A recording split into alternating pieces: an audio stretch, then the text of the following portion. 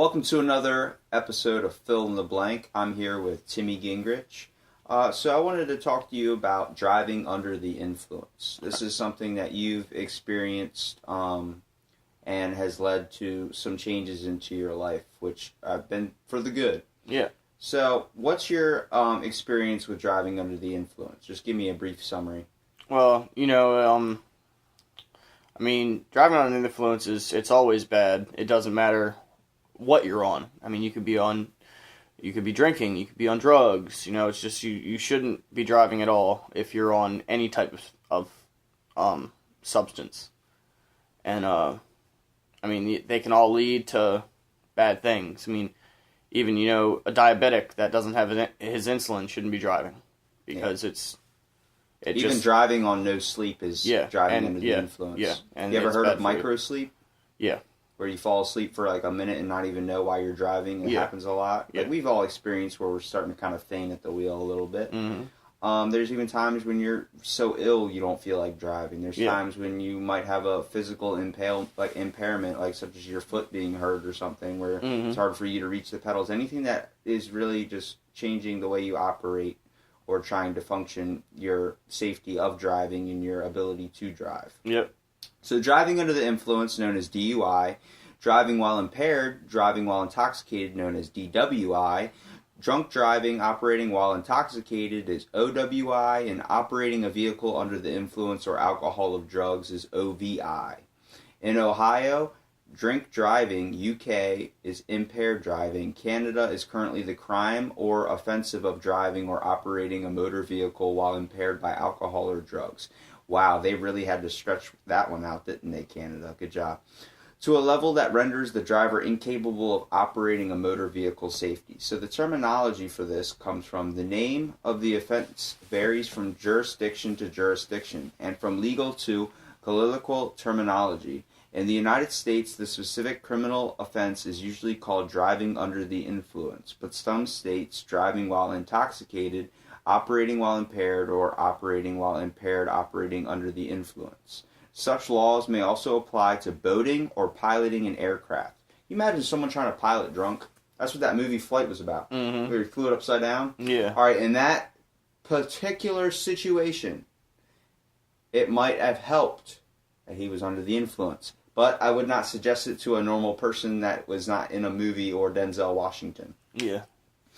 So, vehicles can include farm machinery and horse-drawn carriages. Is it drunk if your horse is driving, technically? Because the horse has his own mind, unless your horse is drunk. Yeah, well, in Pennsylvania and Ohio, there was actually a story a couple years ago where an Amish guy got a DUI in his buggy, and he went to court on it, and he said he was like, I'm not the one that was driving. He was like, the horse was the one that was driving. I'm not fucked up, but my horse is completely trashed. Well, yeah, basically, because, the horse, like, he kept pulling the reins, and he kept pulling the reins different ways, and, so he was swerving the buggy, because he kept trying to, like, pull the reins over to the left, and the horse would go to the left, they got a bit in their mouth, so they moved. But you know what the cool part about that is if you can drive your car off a cliff, it's not going to stop. You try and drive your horse off a cliff, it's going to stop. The horse is going to stop. So the horse knows the right and wrong when it comes to death. Probably buck your ass off. Yeah. But, that case eventually was dropped because I read about it and, I thought it was funny, like how the hell is an Amish guy going to get a fucking DUI?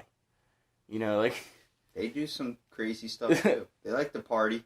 Yeah. Well, other commonly used terms to describe these offenses include drinking and driving, drunk driving, drunken driving, impaired driving, operating under the influence, or over the prescribed limit.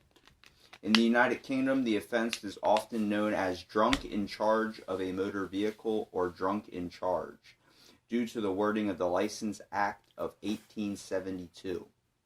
In relation to motor vehicles, the Road Traffic Act of 1988 creates a narrower offense of driving or being in charge of a vehicle while having breath, blood, or urine alcohol levels above the prescribed limits. And we all know from driving school that the prescribed limits comes from just how your ability to be able to react and function behind the wheel or behind a motor vehicle. or anything that really that it drives power. Even some people that are sober seem like they have a slower reaction time than most. So it's kind of hard to have a set limit for that. But it's good that we have those enforced out there to make sure it's stopping people from, getting behind the wheel. Because, I mean, when you're drunk, what's the one thing you want to do at 2 a.m.? You want to go get a taco or something. But you don't care who's going to suffer from it. So, even that this goes with all carriages, horse, cattle, or steam engine is still enforced. Carriage has sometimes been interpreted as including mobility scooters. So the ones at Walmart, you can actually get in trouble for driving under the influence. That seems a little ridiculous, but, Well, I don't know. I mean, you could probably even get one on a damn lawnmower, honestly. But, I mean, people get DUIs on bicycles in Ocean City all the time. Yep. I was in jail. The 1988 Act applies to bicycles. I was in jail with a guy that got DUI on a bicycle. It was Bicycle Bob, the homeless guy that lives in Ocean City, and that should be taken a little bit less severe than driving a car, though. Yeah, but I thought it was funny. You got a damn DUI on a bicycle. Like how? Like what? They're just fucking with people out there, man. Sometimes, yeah. It seems like they do kind of, you can give that guy a warning. I don't think you need to give him... Well, everybody knows he's a drunk, So, I mean, the cops, every time they see him on the bicycle, they're going to pull him over. But do you believe they're trying to fix that dude's life, or they're just trying to fuck with him? I don't know. Ocean City cops, a lot of them just try to fuck with you. Very true. Well, the definition, the criminal offense may not involve actual driving of the vehicle, but rather may broadly include being physically in control of a car while intoxicated. Even if the person is charged is not for driving. For example, a person found in the driver's seat of a car while intoxicating and holding the keys even while parked may be charged with DUI because he or she is in control of the vehicle. Yep. In construing the terms DUI, DWI, OWI, and OVI, some states therefore make it illegal to drive a motor vehicle under the influence of driving while intoxicated, while others indicate that it is illegal to operate a motor vehicle. Mm-hmm. So there's a split of authority across the country regarding this issue between these two terms as materials. So it is generally held that the word drive, as used in statutes of this kind, usually denotes movement of the vehicle in some direction, whereas the word operate has a broader meaning, so it is to include the motion of the vehicle, but also the act which engages the machinery of the vehicle that alone in or sequence will set in motion the motive power of the vehicle. Mm-hmm. And that is from State versus Graves of 1977. It's a court case. Merriam-Webster's dictionary defines DUI as the crime of driving a vehicle while drunk. That is literally that whole definition. That includes riding a bike, a skateboard. You can get a skateboard DUI. I'm sure Dude, you can. anything that probably goes in motion. Anything that has wheels, you probably can get a DUI. Can my yo-yo get a DUI? Can I DUI with a yo-yo? I don't know, man. These cops, I don't know. They're crazy, me walk man. the dog? What, with a yo-yo? Man, do you remember in elementary school they used to sell the Ned's yo-yos and stuff? I guess I didn't go to elementary school. Well, that was down in my other elementary school before I came down here. But they used to sell it when I was in elementary, like second grade. They had these Ned's yo-yos that they used to sell, and we had them in school all the time. Like we just wanted the best ones. The best one was like $25. You could get like just the little wooden ones, for like $5 or something. But the ones that had like the lights on them and the spinners and all that shit. They had cool ones that they used to sell at the school for fundraising. See, most people want to pick up the dead language of Latin. I'd rather just pick up the talented fuck a yo-yo. Yeah, Seems like a lot more fun and harder to do than Latin. Well, I think a yo-yo is soothing sometimes. Just playing with a yo-yo can be soothing. Plus, you do it whenever you want. Yeah. You start speaking Latin to yourself, people are gonna think you're nuts. You're summoning some demon. It's a fucking dead language. So with alcohol consumption, a drunk driver's level of intoxication is typically determined by a measurement of blood alcohol content, or BAC. But this can be expressed as a breath test measurement, often referred to as the BRAC, ABAC, or BRAC. Measurement in excess of the specific threshold levels, such as 0.08%, defines a criminal offense with no need to prove impairment. Or no need to, prove impairment. In some justifications, there is a aggravated category of the offense of the higher BAC levels, such as a 0.12% or a 0.15% or a 0.25%. In many jurisdictions, police officers can conduct field tests of suspects to look for signs of intoxication. The U.S. state of Colorado has a maximum blood content of THC for drivers who have consumed cannabis. So, knowing, like, what's the whole scale for blood content? Like, is it like if I have a sip of beer or something like that? Because I've heard if you drink a beer and then drive and then try and hide it with gum, that can worsen the effect. No, it doesn't. But there's certain, like, all right. So if you drink 2 shots of vodka, that's a 0.08. You're at 0.08 right there. A beer, you're at about a 0.02. So if you have 4 beers, you're up to 0.08. You know. Wine is, I think you're at a 0.05 or a 0.04 for one glass, like a 16-ounce glass, or not 16, 8-ounce glass of wine. You're at a 0.05, so you'd have to have 2, like 1.5 or glasses of wine to get at the 0.08 limit. With 0.08 limit's kind of stupid because 2 shots, like I know when I was drinking, 2 shots isn't gonna fuck me up. You know, I mean, I'd have to drink 5, 6 of them for even to be like there when I was drinking. But I mean, I don't think it's the act of getting drunk. I think it's just where does your reflexes start to slow down. It's probably for the sum of the population is at these percentages. For most people. I mean, if you don't drink often, but you know, when I was drinking, I mean, I'm an alcoholic, so you know, I was drinking every day, and you know, my tolerance was higher than a lot of other people's. So it really depends on where you're at and with your alcohol level, you know, and. I mean, I'm sure they do slow down at 0.08. I'm sure they do. You know, 2 shots of vodka. I mean, you know, you might feel a little something if you just started drinking. You know, like threw a tennis ball at your head, you'd probably be a little bit delayed on catching it. Yeah. Well, drinking enough alcohol to cause a blood alcohol concentration of 0.03 or 0.12 typically causes a flushed red appearance in the face and impaired judgment and fine muscle coordination. A BAC of 0.09 to 0.25% causes lethargy, sedation, balance problems, and blurred vision. Mm-hmm. A BAC from 0.18 to 0.30% causes profound confusion, impaired speech, staggering, dizziness, and vomiting. A BAC from 0.25% to 0.40% causes stupor, unconsciousness, anterograde, amnesia, vomiting, and respiratory depression, potentially life-threatening. ABC from 0.35% to 0.80% causes a coma, life-threatening respiratory depression, and possibly fatal alcohol poisoning. A breathalyzer is a device for estimating BAC from a breath sample. It was developed by inventor Robert Frank Borkenstein. And you're flicking them off right now. And registered as a trademark in 1954. But many people use the term to refer to any generic device for estimating blood alcohol content. With the advent of a scientific test for BAC, law enforcement regimes moved from sobriety tests, asking the suspect to stand on one leg, to having more than a prescribed amount of blood alcohol content while driving. However, this does not prelude the simultaneous existence and use of other older subjective tests in which police officers measure the intoxication of a subject by asking them to do certain activities or examining their eyes in response. So even if you pass the alcohol blood test and a breathalyzer, I can still, if I'm an officer, get you to get out of your car and stand on one leg and do the regular sobriety test. Well, for like a regular sobriety test, you got to do like, they'll say like, all right, sir, I want you to start at H and stop at X, you know, like in the alphabet. So you got to say HIJKLMNOPQRSTUVWX. If you go past X, you fail that test. You see what I'm saying? Yeah, but I would be bad at that if I was sober too. Well, like most people say your alphabet backwards.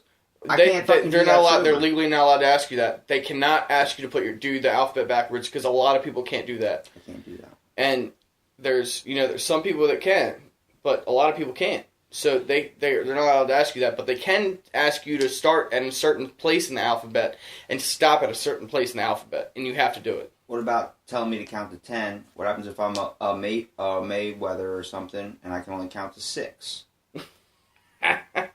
I'm screwed on that one, aren't I? I guess, yeah. Well, I guess you got banked. You just throw a couple $100 million in his face and drive off. Yeah. Well, depending on the jurisdiction, BAC may be measured by police using 3 methods: blood, breath, or urine. For law enforcement purposes, breath is preferred method since results are available most instantaneously. The validity of the testing equipment, methods, and mathematical relationships for the measurement of breath and blood alcohol have been criticized. Improper testing and equipment calibration is often used in defense of a DUI or DWI case. There have been many cases in Canada where officers have come up to a suspect who is unconscious after an accident and officers have taken blood sample. Driving while consuming alcohol may be illegal within a jurisdiction. In some of it is illegal for an open container of alcohol beverage to be in a passenger's compartment of a motor vehicle or in some specific area that is near the compartment. There have been cases of drivers being convicted of a DUI when they were not observed driving after being proven in court they have been driving while under the influence. In this case of an accident, car insurance may be automatically declared invalid for the intoxicated driver and fully responsible for the damages in the American system. A citation for driving under the influence also causes a major increase in car insurance premiums. Have you ever experienced a DUI? Yeah. Now, did your insurance go up? Explain to me what happened after you got your DUI. Well, my insurance didn't go up, no, because when you're, like, the DUI I wasn't convicted of, and the first one, and, so they, Timmy. well, I only had 2. I had the one that, like, my first one, my original one when I was 17, and then I didn't get convicted of it because the cop lied in court. What? So how did he lie? He lied in court and said that I had something on me I didn't, and it got thrown out. Damn. And because I could prove that I did, wasn't doing what he said I was going to do. I'm not going to get into it, and so it's not, like, he lied and he got suspended, he got fired. So, but the second one I got, yes, I did, and that was after my car accident I was in, so that, I did get a DUI then. Well, I got charged with negligent homicide while driving under the influence. Well, the German model serves to reduce the number of accidents by identifying UNIFEF drivers and removing them from their fitness to drive has been established again. The medical psychological assessment MPA works for a prognosis of the fitness for drive in future, has an interdisciplinary basic approach and offers the chance of an individual rehabilitation to the offender. Well, over in England, you're allowed to drink 3 pints of beer and still drive home. Well, that's England. Well, I know that's England. America has a little bit of I know. But, like if you get pulled over in England and you just tell them you've been drinking a little bit, all they do is follow you home. It's like here back in the 70s, 60s and 70s, That's what they used to do. They didn't used to give you DWIs unless you were completely hammered, but they'd follow you home. And well, in Europe they do alcohol per 100 millimeters of blood is tested. Yeah. So, however, 100 milliliters of blood weighs essentially the same as 100 milliliters of water, which weighs precisely 100 grams. Thus, for all practical purposes, this is the same dimensions that BAC measured as a percent. So the per mile measurement, which is equal to 10 times the percentage value, is used in Denmark, Germany, Finland, Norway, and Sweden. So if you're drunk there, whatever their definition of drunk there is seen different as our definition of drunk. Yeah. Our definition of drunk is that you have a beer, you shouldn't be driving. Exactly. But is that because they have a higher tolerance, or that's just how their culture is, where alcohol is a little bit more infused? In France, you can drink at 5 years old. You can have a glass of wine with your family at 5 years old over in France. Dinner, yeah. And you can drink over in England at 16. Well, you ever wondered who liquor you can drink at 16. You can drink beer all your life over in England. This goes against your theory on England, though, because you know who the first person to ever get a DUI was? Who? George Smith, a London taxi cab driver, ended up being the first person to be convicted of driving while intoxicated on September 10th, 1897. He was fined 25 shillings, which is equivalent to £139 in 2018. Well, that cop is an asshole that did that. Got not talk trash on cops. They support the podcast much like cream soda does. Okay, well, look, they're like he was charged 25 shillings. This is 1897. Well, 1897, yes. He didn't go to jail. So when I was over in England, I went there with my ex-girlfriend, and her grandfather was telling me about this, where you can literally you can go over there and drink, and he said that he's gotten pulled over before, and they won't give you a DUI. If you're nice to them, I'm sure. If you're belligerent, yeah, they're gonna give you a DUI. Yeah, Bill Burr got arrested or got sent to court with a DUI. He was charged with a DUI because of the way he answered the cop. Yeah, he was drinking a little bit, and the guy asked him where he was going, and he said, the way the report read said, "Fucking Boston." Yeah, it sounds like an asshole type thing, but when he actually read it, what he said was, "No, I didn't say it like that. I said it like this. I don't know. I think fucking Boston." He was trying to talk, but the way the cop read it, made it sound like yeah. Well, and not all cops are assholes. I'm not saying that. There's a lot of good cops out there. There's a lot of good policemen. But some of them are a little Some of them abuse their power. Let's just say that. Yes. So some risks. Some traffic accidents are predominantly caused by driving under the influence. For people in Europe between the age of 15 and 29, DUI is one of the main causes of mortality. Mm-hmm. According to the National Highway Traffic Safety Administration, alcohol-related crashes cause approximately $37 billion in damages annually.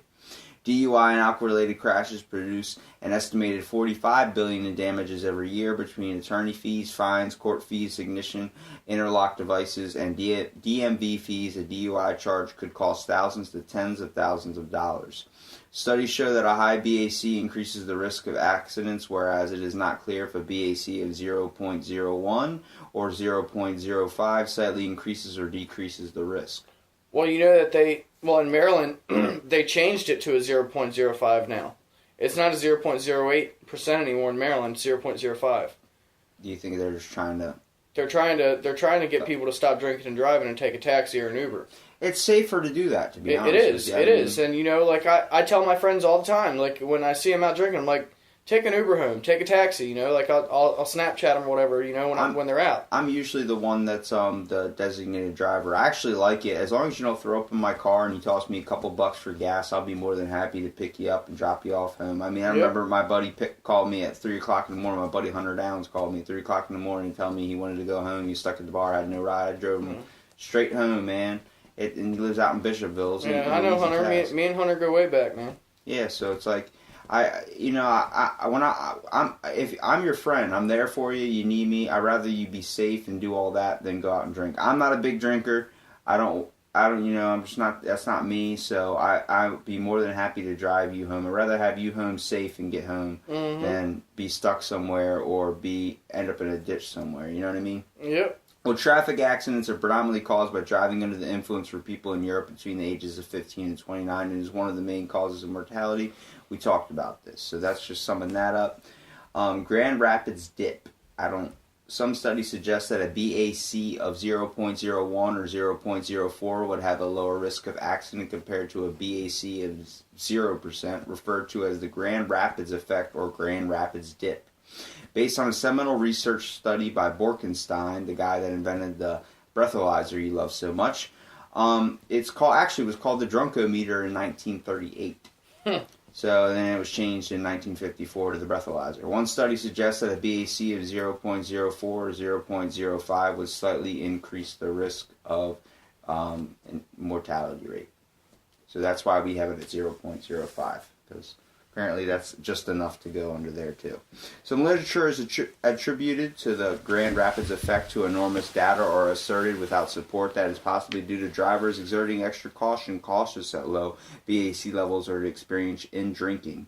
Other explanations that is the effect is the least part in blocking effect of the ethanol toxicity and the effect of alcohol and essential tremor and movement of other disorders, but it remains speculative. Mm-hmm. So the fact that people are, when they are, first of all, driving under the influence or experiencing a slower capability of, when you drink and you get behind the wheel, you're going to try and be more cautious just so you don't get pulled over and get a ticket. Yeah, of course. That's going to happen. Well, they say that's actually what causes a lot of it, too. It's not that the person is so impaired they can't drive. It's the fact that they're trying to focus so much on not driving. I think we've all kind of witnessed that. Like when you're walking a tightrope, if you try and focus so much and just keep your mind on what you're doing, you sometimes mess up. You sometimes slip up. But if you just try not to focus on it as much and not think of it a whole lot, sometimes you do better than what if you struggled focusing on it. Yeah.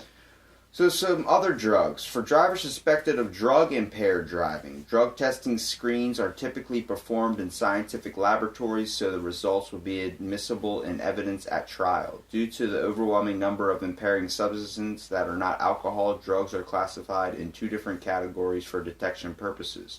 Drug-impaired drivers still showed impairment during the battery of standardized field sobriety tests, but there are additional tests to help detect drug impairment driving. The Drug Evaluation and Classification Program is designed to detect a drug-impaired driver and classify the categories of drugs present in his or her system. Mm-hmm. The DEC program breaks down detection into a 12-step process that a government-certified drug recognition expert DRE can use to determine the categories of drug that a suspect is impaired with. 12 steps are: number 1 is a breath alcohol test, 2 is an interview with arresting officer, 3 is the preliminary evaluation, 4 the evaluation of the eyes, 5 the psychomotor tests, 6 the vital signs, 7 the dark room examinations, 8 the muscle tone, 9 the injection sites, 10 the interrogation of suspect, 11 the opinion of the evaluator, and 12 the toxicological examination.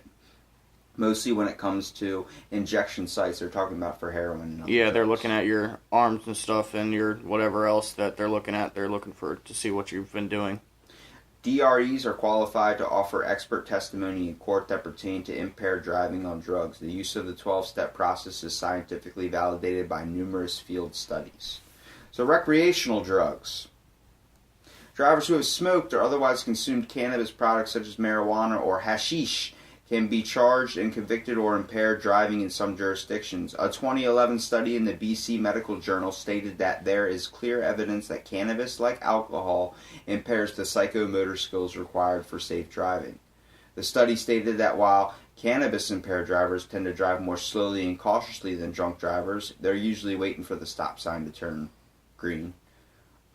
Evidence shows that they are also more likely to cause accidents than drug and alcohol-free drivers. Mm-hmm. In Canada, police forces such as the Royal Canadian Mounted Police have specially trained drug recognition and evaluation officers who can detect whether or not a driver is drug-impaired by putting suspects through physical examination and coordination tests.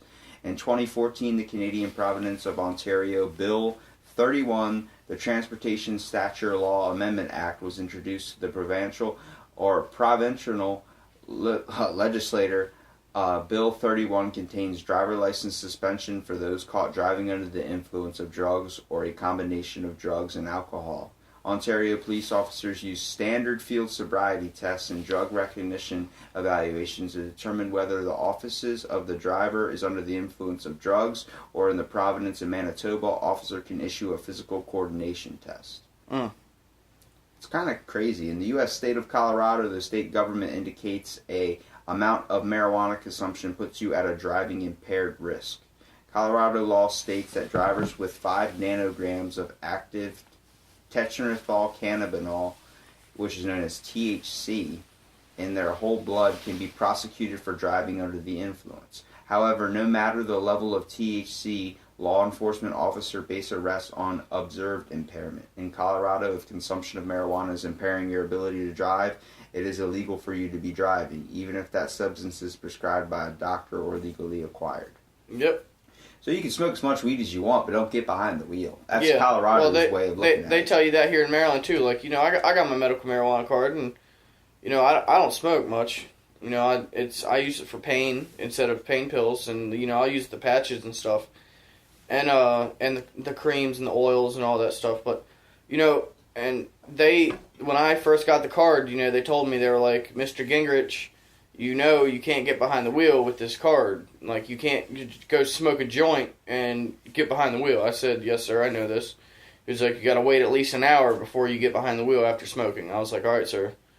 So, I mean, they tell you, like, the precautions, and so So you can't not, or if you do get pulled over, you can't say, well, I didn't know that. you know. Well, let me give you this little information here. Prescription medications. Prescription medications such as opioids and Benzodiazepines. benzodiazepines often cause side effects such as excessive drowsiness and, in the case of opioids, nausea. Other prescription drugs, including antiepileptics and antidepressants, are now also believed to have the same effect. So even if you're on an antidepressant, sometimes that can impair your movement of ability to drive. So when it comes in the order of most commonly caught driving under the influence is alcohol. Second, driving under prescriptive drugs. Yep. Third, marijuana. Yep. And that whole three categories I just read, marijuana is the third one. Yeah. So, workers should not be using, first of all, you're not able to work when you're on prescriptive drugs. Okay? In the last 10 years, there's been an increase in motor vehicle accidents, and it is believed that using impairing prescription drugs has been a major factor. Workers are expected to notify their employer when prescribed drugs to minimize the risk of motor vehicle accidents while at work. Mm-hmm. So if a worker who drives has a health condition which can be related to opioids, then that person's doctor should be told that driving is a part of the worker's duties, and the employer should be told that the worker should be treated with opioids. Workers should not use impairing substances while driving or operating heavy machinery like forklift trucks or cranes. If the worker is to drive, then the healthcare provider should not give them opioids. If the worker is to take opioids, then their employer should assign them to work which is appropriate for their impaired state and not encourage them to use safety-sensitive equipment.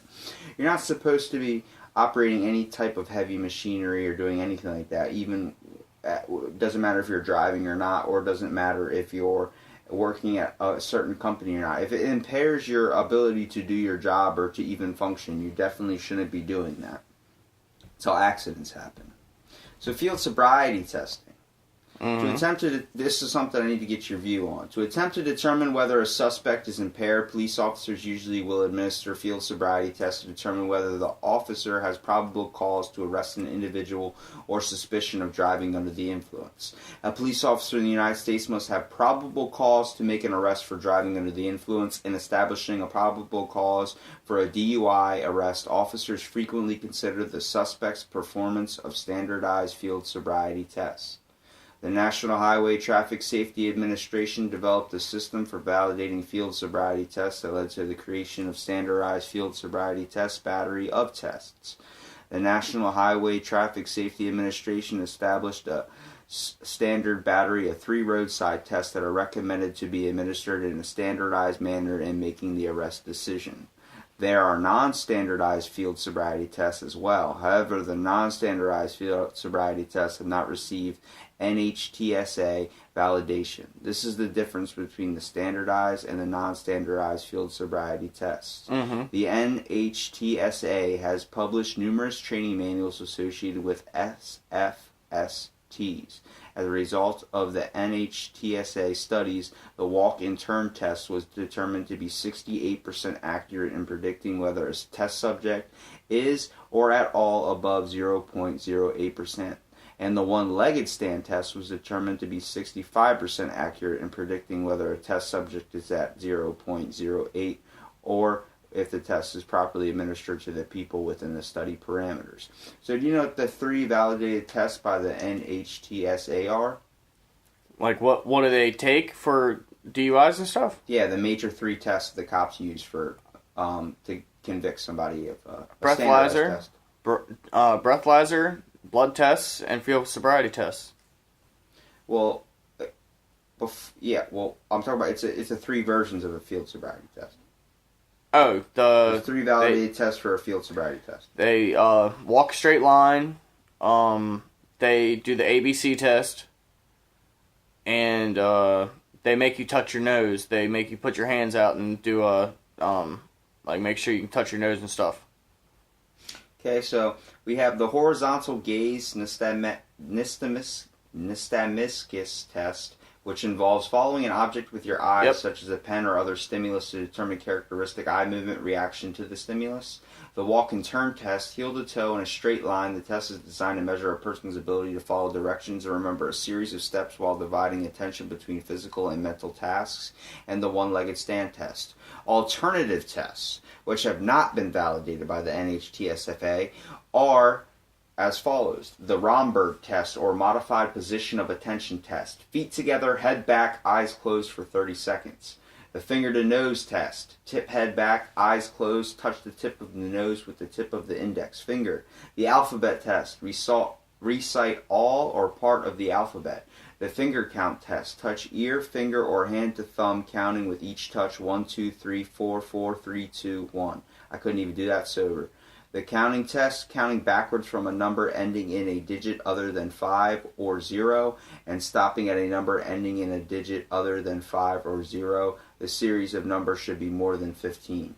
The preliminary alcohol screening test, PSA test, or PBT. Breathe into a portable or preliminary breath test, or PSA or PBT. In the U.S., field sobriety tests are voluntary. However, some states mandate commercial drivers accept preliminary breath tests.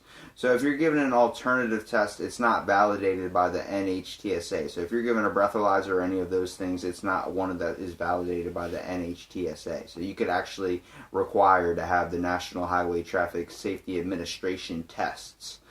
So if they give you one that's not one, which is one of the ones you were talking about, the breathalyzer or the touching your nose or doing the alphabet test, you can ask for a required NHTSA approved test. I'm not trying to teach you how to get out of it, but yeah, I know. Then they'll give you the actual test that they have to work off of. They can't give you the alternative ones. That seems to be a little bit more difficult.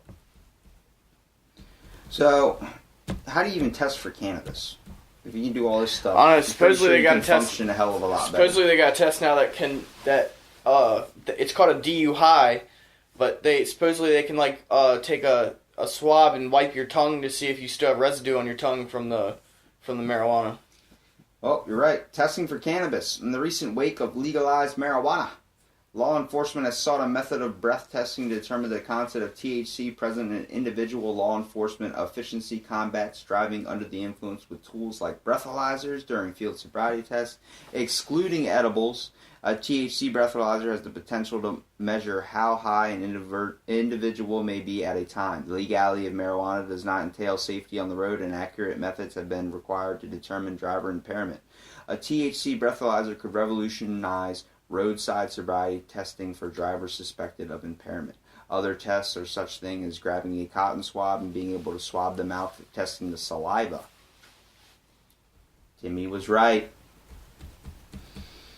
So, there are every laws in different countries is a little bit different. Like in Argentina, it's a criminal offense to drive if one's alcohol is 0.3% or greater at a local municipal jurisdiction, stopped by municipal police force, and 0.04% if driving en route on a highway or stopped by a state highway patrol.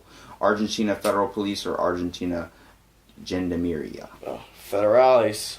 So in Australia, it is a criminal offense to drive under the influence of alcohol at a 0.5% or greater. Full license, or if one's alcohol level is greater than 0.0 if they're on their learner or provisional. Australian police utilize random breath testing stations, and any police vehicle can pull over any vehicle anytime to conduct a random breath test. People found to have excessive alcohol are taken to either a police station or random breath testing station for further analysis. So, where population is for legal alcohol blood level limits in Europe, seems like the whole right side of Europe is 0.0. It's like if you're caught anything over, you're going to be charged. When it comes to Canada, the federal government of Canada has adopted truth in sentencing laws that enforce strict guidelines on sentencing, differing from practice to practice, where prison time has been reduced or suspended after sentencing has been issued. In Canada, refusal to blow into a blood alcohol test device provided by a police officer carries the same penalties as being found guilty of drunk driving. So, nevertheless, it is unclear whether there is a prosecution under the interpretation of failure to comply with the demands applied to the SFST's Canada Criminal Code 254 and address this, but only with respect to the chemical testing. Basically, if you respect the test and not make a joke of it, you won't really get charged for a sobriety act. So in South Korea, what do you think their thing is? They just kill you? I don't know. I mean, Well, in the Republic of Korea, it is a crime to drive if one's alcohol level is at 0.03 or greater. Police often operate sobriety checkpoints without notice in advance, and it's a criminal offense to refuse a sobriety test. Driving under the influence of alcohol results in suspension or disqualification of your driver's license. That is a fancy way of saying they're going to kill you. In the United Kingdom, the British law, the criminal offense to be drunk and charged with a motor vehicle, the definition depends on such things as being in or near the vehicle and having access to a means of starting the vehicle's engine and driving it in any way. The UK's drug driving laws are amended in 2015. The changes include a new roadside testing kit, which can include the presence of cocaine and cannabis in a suspect's saliva, and zero tolerance limits for illegal drugs. Limits were also set for certain prescription medications. The law, however, does not intend to end the use of field impairment tests, but make it more easier for being relevant to covering drugs that sometimes can be disguised under whatever. Someone could function perfectly fine and pass a sobriety test, but not be sober. mm-hmm. So the United States, it is a misdemeanor to drive under the influence of drugs or alcohol. It is a misdemeanor to drive with a 0.08 or more of alcohol in one's blood. Under the first law, a driver may be convicted or impaired driving based upon their inability to safely operate a motor vehicle no matter their blood alcohol level. Under the second law, it is unlawful to drive with a blood alcohol level of 0.08% greater. For commercial drivers, a BAC of 0.04 can result in a DUI or WI charge. In most states, individuals under the 21 years of age are subject to a zero tolerance limit, and even a small amount of alcohol can lead to a DUI case. It's crazy, man, to think that they go this scientifical into stuff, and it's funny because where we have this many safety guidelines to stop somebody from drinking and driving, there's still cops that like to abuse their power and go and just basically make it as difficult as possible, even if you're not drunk. I've experienced being pulled over for drunk driving just because I might have accidentally looked at a text or I might have dropped something. Mm-hmm. You know, get out of your car, where they try and see like they're kind of trying to give you a ticket in a way. It's like, dude, you can tell I'm not drunk. You can tell I'm not slurred speech. I understand they have to be safety and do all this type of stuff, but I know a couple people that have had DUIs where they can't even have a car now for like another year or so because they've been convicted of a DUI even though they weren't the one that was drunk. Mm-hmm. It was their friend that grabbed the wheel and steered them off into something, or they end up getting caught with it in their system because of their friend messing them up. It's certain things. Overall, you never want to take the risk to drink and drive, but you also shouldn't be convicted if you aren't drunk or under the influence of anything at all. Yeah, I completely agree. Because when you're driving, you're 100% aware all the time, so it's like you're under the influence then. Even when you're not under anything, you haven't taken anything. If you're just having a rough day, you can be under the influence of a bad day. So it messes with so many things too when it comes to getting a car. If you get convicted of a DUI, it's not just a long road and fines and stuff you have to kind of recover from and go in all these court cases and stuff. You experience a whole mess of trauma that's financial basically in the long run and emotionally. Yep. Employment opportunities change. Once you get that on your record, a lot of places look at that. The only place you end up working is McDonald's. So try having a college education with a DUI. It's probably got to be a tough situation because certain places see that and they just choose not to hire you. Yeah. It blows my mind, man. Do you think that these alcohol tests are beneficial by all these administrations and everything? Do you think it's a good thing or a bad thing? I think it's a good thing. Do you believe that people just run with it the wrong way? No, I think alcohol testing is a good thing because, you shouldn't drink and drive. And, people, when they are drunk, they do make mistakes because they're not thinking. And then they're like, oh, man, I can drive. I'm good. But you're not good. It doesn't matter how much you've drank. You shouldn't drink. You shouldn't get behind the wheel of a car. I don't care who you are. I made a mistake, and I lived for the mistake. I'm still living through the damn mistake. I'm in pain every day. You wake up to the mistake every single day. Exactly. And, I'm in pain every day. So, and I want people to learn from my mistakes. Because it's something you can't change. You can't change what has been done. It's nothing will ever change what's been done. Never know what you had until it's gone. You Exactly. never know what happens until it happens. Exactly. It's a good way to think about it. The way you're thinking about it, like I definitely believe that people abuse their power when it comes to how much power is given to them. But there's laws and stuff that's set in systems that we understand that it's for the safety of others too. You can't look at it as like, why should I follow that law when it's legal to do this in another country? Yeah, well, that's set for us because it's how we've handled our life so far in our culture, how we've gone down the road. You know what I mean? It's a little bit different to compare ourselves to a different culture that has a different upbringing and a whole different environment around them, where things are might be a little bit less strict or more strict.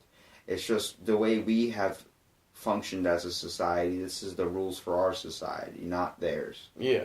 So, and overall, I think it's a good overall test to make sure that keep these people off the road. And the last message we can really give to anybody out there that's listening is look it up a little bit more, do your research, and if you're going to drink, if you're going to be under any type of drug influence and you know you shouldn't be behind the wheel, don't. Just take an Uber home, man. Yeah. Or get a friend to pick you up if you don't got cash. Exactly. Or take a walk. Sometimes walking is nice. Just make sure you're not in the middle of the road and you're off to the side in the grass somewhere. Yeah. All right, well, we'll see you on another episode of Fill in the Blank Podcast. Thanks for being on, Timmy. Thanks, Robbie.